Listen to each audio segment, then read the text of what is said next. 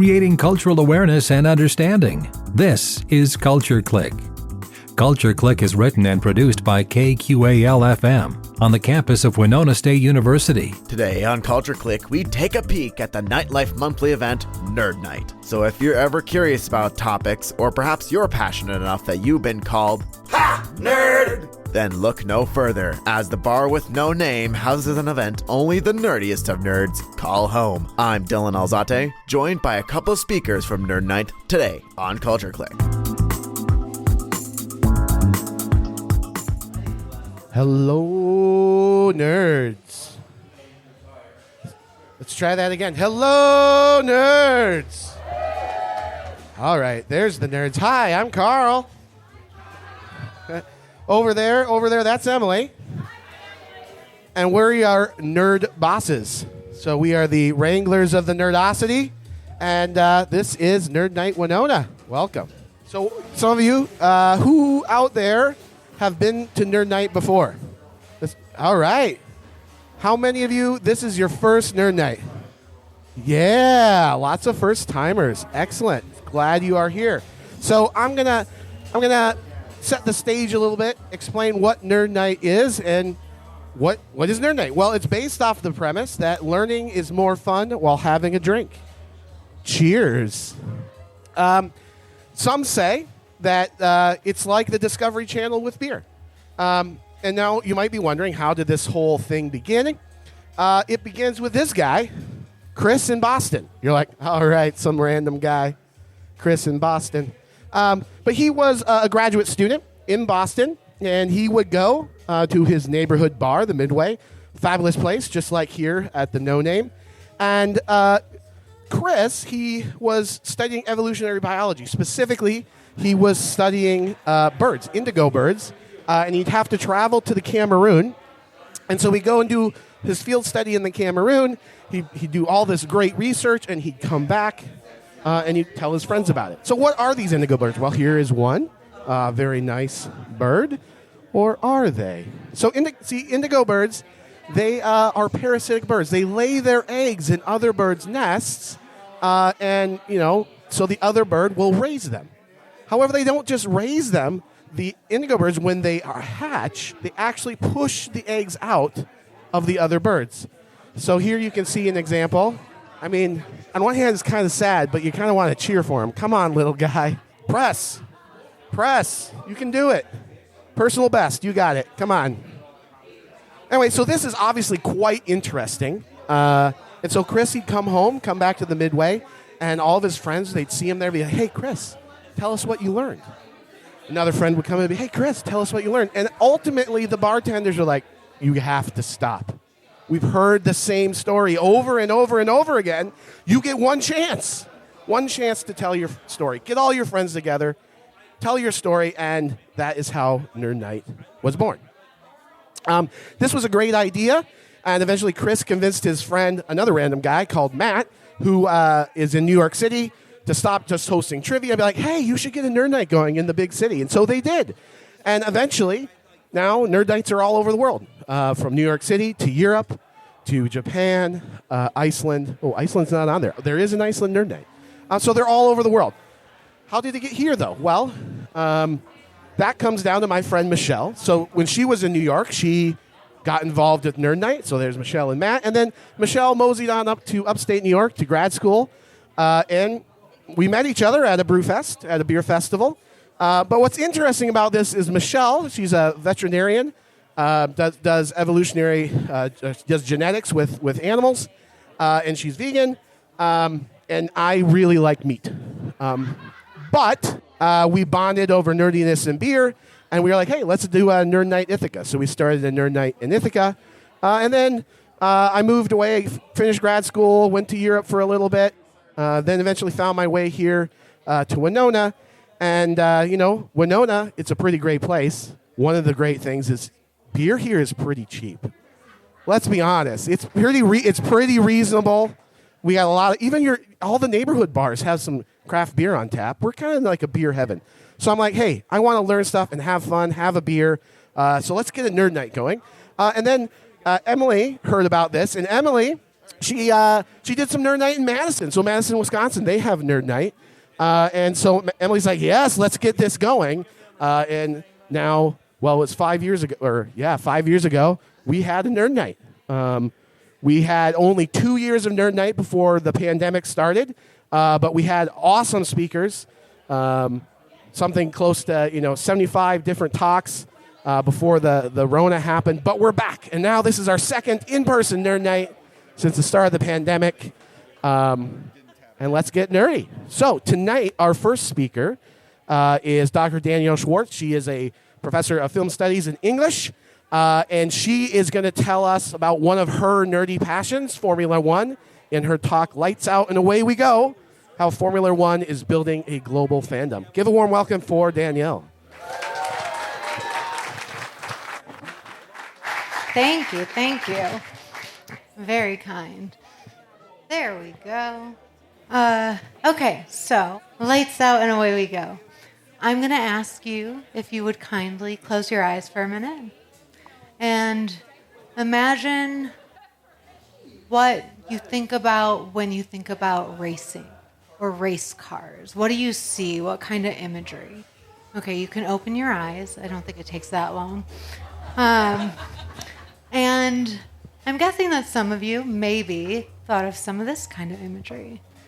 Race cars, Goodyear tires on fire, McDonald's, Mountain Dew. And I hope none of you thought about Duck Dynasty, but here we are. But when I think about racing, this is what I see. I see fashion. But actually, first, I see Sir Lewis Hamilton. Can we just have an applause for Sir Lewis Hamilton? You might not know him, but he's the best, literally. He is the greatest of all time, the GOAT. He is the first and only black racer in Formula One.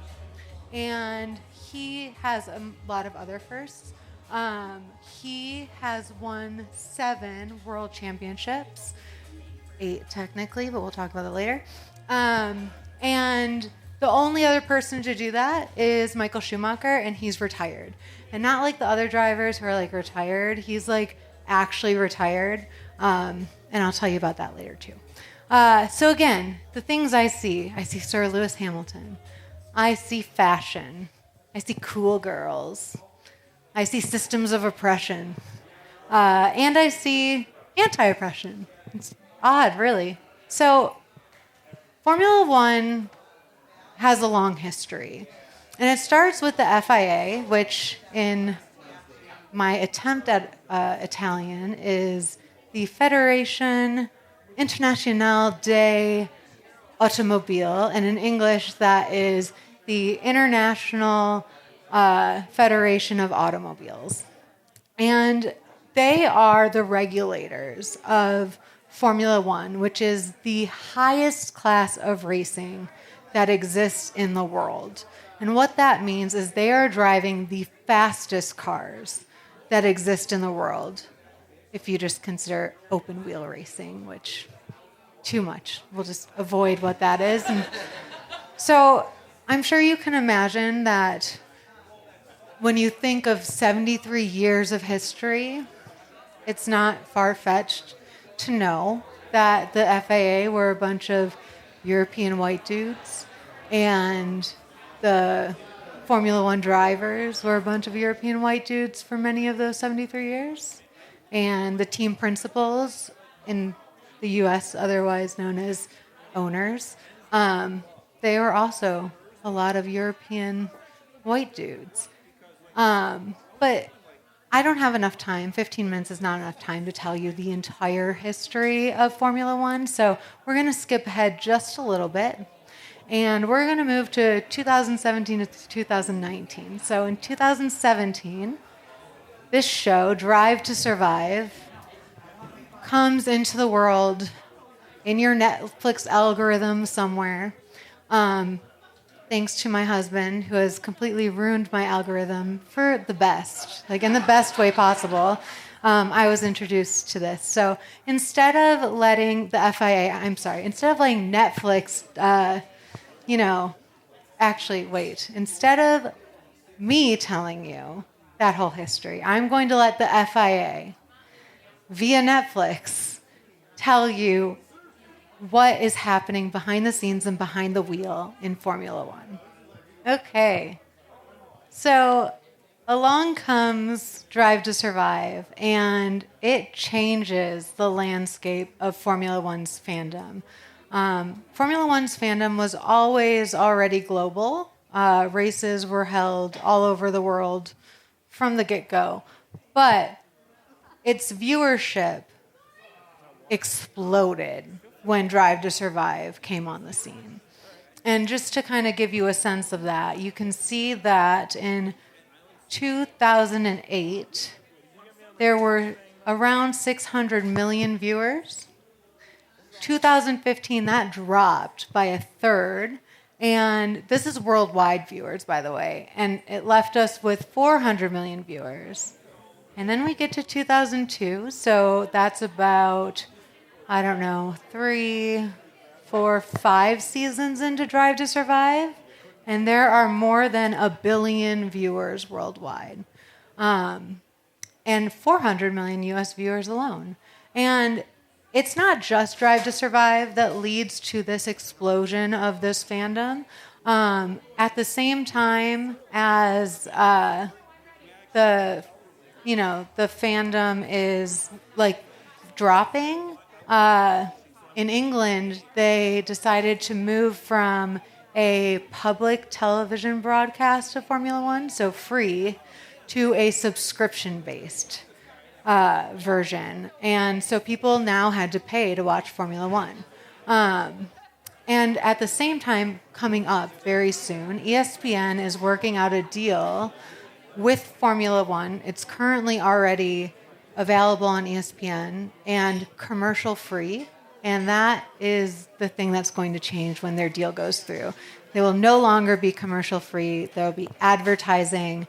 And it is going to probably also move to a subscription service, likely being shown on ESPN3, which you probably don't get unless you subscribe to a sports package. So there are 3 main things that really were affected when Drive to Survive came out. And that's what I'm going to tell you about tonight. So one is costs. So all of a sudden, Formula One, the FIA, get exactly what they want. They get 1 billion new fans.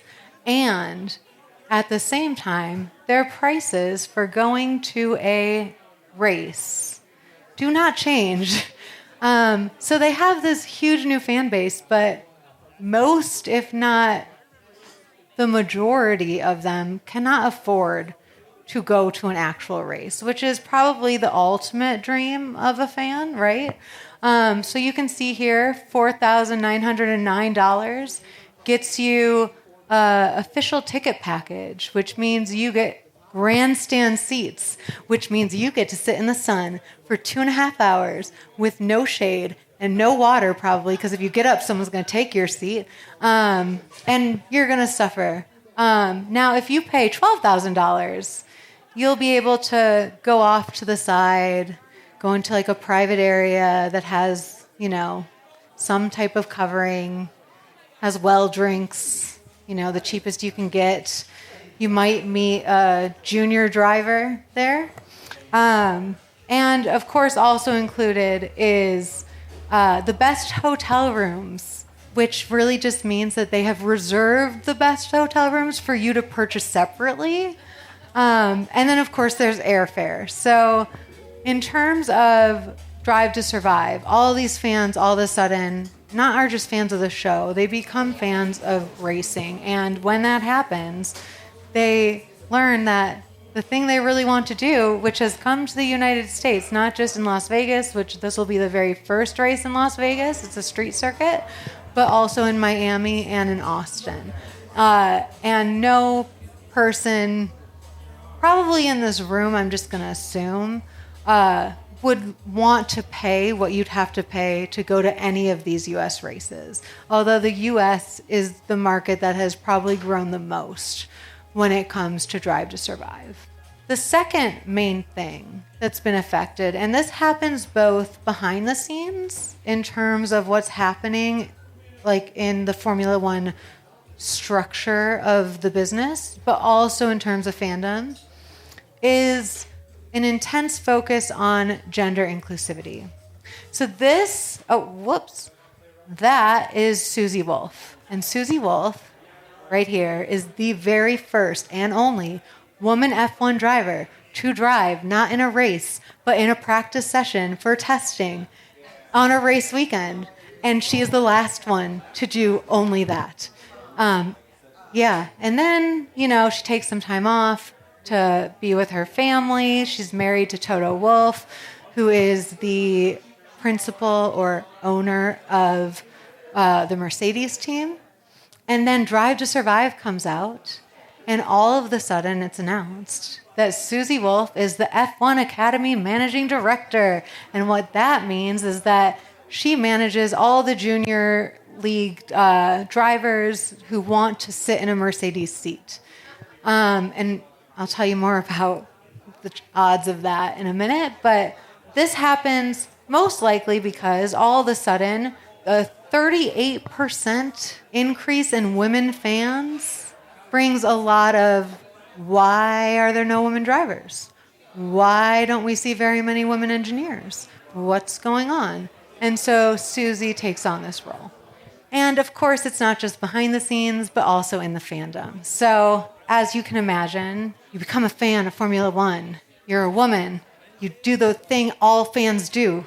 You log on to Reddit and you go to the forums and you get harassed immensely, to the point that two women started Two Girls, One Formula, which is a platform only for women to have a safe space away from harassment to talk about Formula One, where they're not told that you don't know what you're talking about because you've just watched Drive to Survive, or told things like, you only are here because the guys are hot, that kind of thing. And I will say, every single person I told that I was giving my talk on this responded with, I never would have thought you'd do that. Or, I didn't know you had it in you. Or even my best friend who said, I don't even know you at all.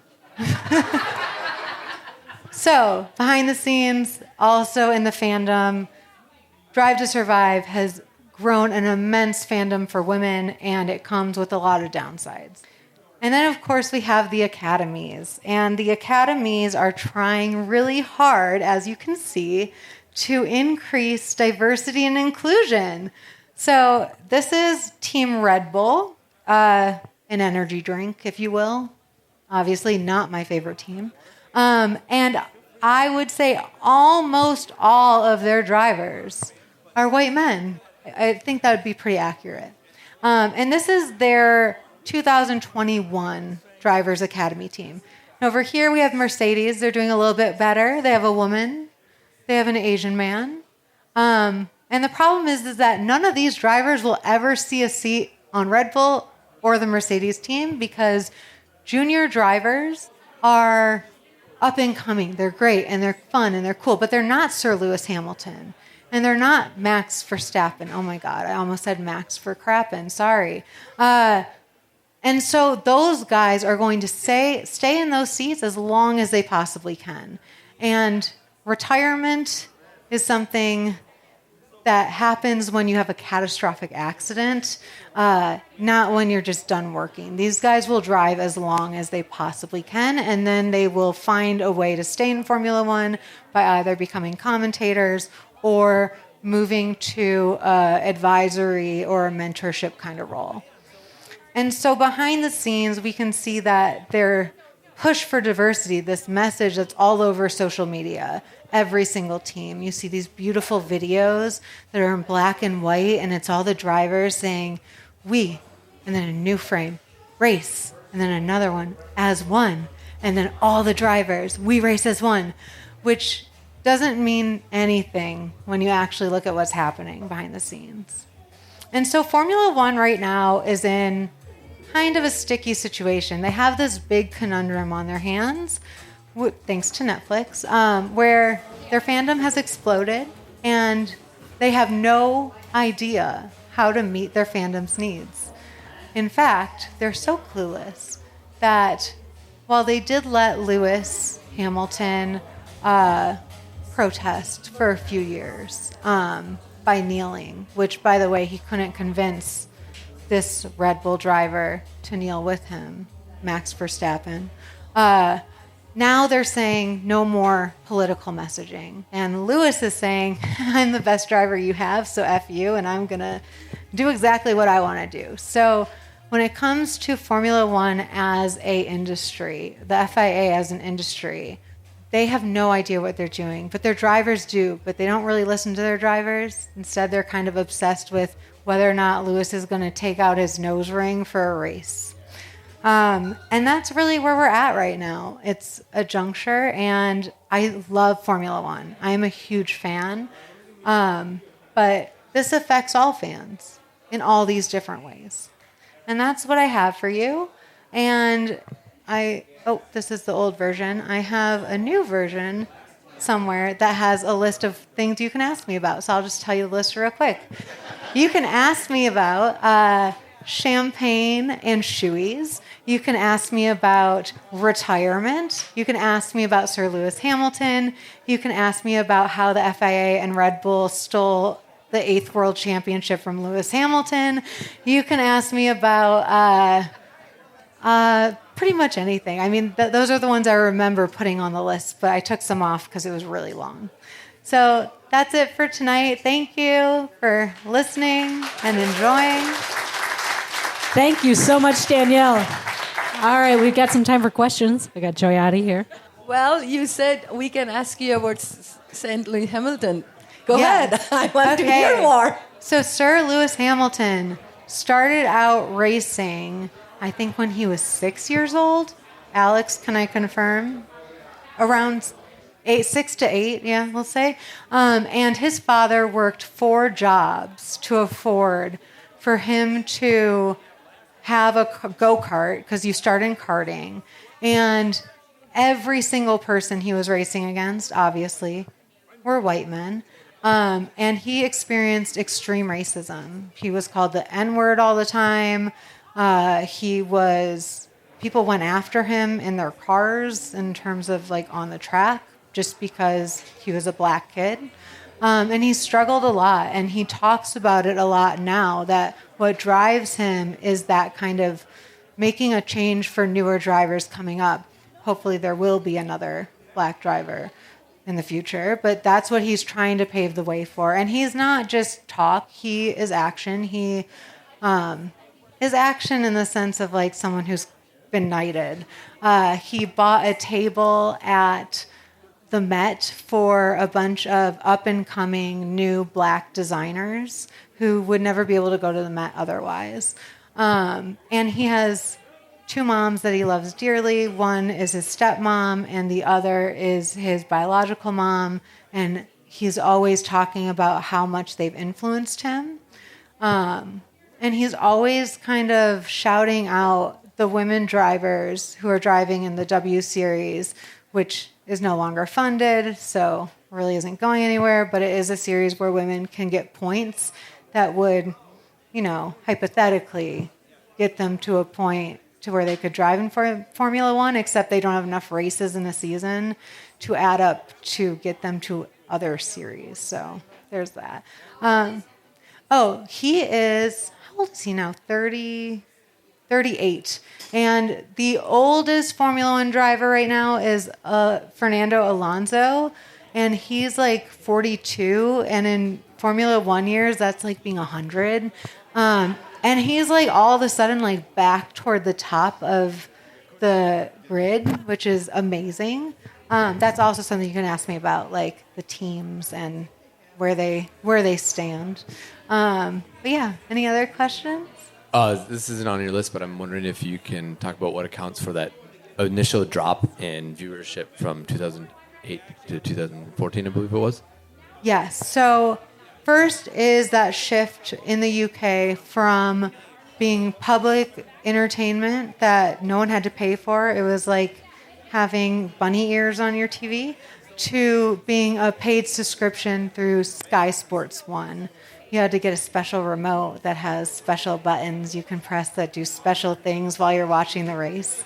And that is the main thing that they focus on when they are coming up with a reason for why there is a drop. And by they, I mean the FIA. So they're as reliable as, any cheating billion-dollar company. I think that it got a little boring. And I'll say it got a little boring for Red Bull fans because Lewis just kept winning for 7 years in a row, which is, for me, awesome because I'm a Mercedes. I'm a Sir Lewis Hamilton fan through and through. But I imagine for people who care about energy drinks, that would have been a boring, 7 years. So my question is about the how it's filmed and delivered to live audiences. Excellent. How exactly is it different from, say, NASCAR? Because I feel like just from watching the little clips I've seen, it's fairly similar to how NASCAR does it. It is. And the only difference is the idea that these are the most prestigious, the most elite drivers in the fastest cars, and they have 73 years of history. And they pretend that their fandom is nothing like NASCAR's fandom, and I hate to break it to you, but they're exactly like NASCAR's fandom. They're to the point that the teams are making videos begging fans to stop abusing people in the stands and in social media comments. So I grew up, my dad grew up in Indianapolis, and every year we would watch the Indy 500. So is there any substantive difference between a, quote, Indy car and a Formula One car? Yes, there is. And it's mainly the speed, but also the kind of track you're racing on. Formula One tracks tend to have turns, and a lot of them. And they also have different kinds of circuits. They have the more traditional racing circuit that is out in the middle of nowhere, like in Spa, or they have the Monaco circuit, which is a street circuit that literally only the top 1% of human beings on this planet are able to attend, if that. I think even like Tom Cruise is like on a waiting list when it comes to Monaco. He can get in Miami or Austin. So you've talked a couple times about the kind of the relative differences or disagreements between drivers and FIA, and I'm just wondering because I think of some of the different sports leagues in the U.S. as being more or less progressive, and a lot of times it's influenced by like how much relative power players have versus owner and league infrastructure. And what is that power structure like in FIA? And would you say players are fairly powerful, or the drivers are fairly powerful, or is the league and the whole infrastructure just too big for them? That's a great question. It's super complicated, but I'm excited to answer it. So, essentially, the drivers have power if they're the son of a principal owner. They have power if they're Sir Lewis Hamilton, to an extent, and I'll talk about that in a minute. They have power if they're Max Verstappen because he's white and he's driving for an energy drink team, and they happen to have been doing well the past couple of years. By couple, I literally mean 2. And the first year, they teamed up with the FIA and stole it. So I'm just going to say that as if it's a fact, but it's pretty much a fact. And then the other ways they have power is if they've won world championships, they're more powerful. If they have relationships with famous drivers, like Lewis's relationship with Senna, and I think Senna has passed away now. Okay, I finally got one right. I was like, Michael Schumacher's dead, and my husband's like, no, he's not. Don't say that. Okay, got one right. Yeah, so drivers that have like really rich histories to the point that Hollywood has decided they're worthy of making movies about them, those drivers have some power. But Lewis's power is, literally the FAA has called him into their office for the past 2 years saying he's violating the rules by wearing his nose ring. And he's like, dude, if I crash, like my nose ring is the least of my worries, as you can see with the driver, Grosjean, who was literally on fire. Don't think it would have mattered if he had jewelry. And so I guess I will talk a little bit about the way that F1 kind of screwed Lewis out of his 8th world championship. So this is like the top of the game. It's the final race. Him and Max Verstappen are head-to-head, like even on points, going into the world championship like race to win. And at the end of the race, almost end, the final like 2, maybe 5 laps, I think 2 laps, there was a yellow flag. And a yellow flag means that something has happened on the track and it's dangerous and you have to go slow.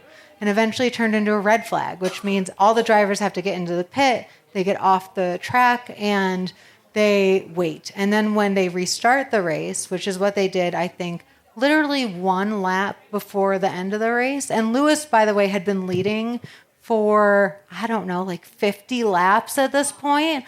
They all bunch up.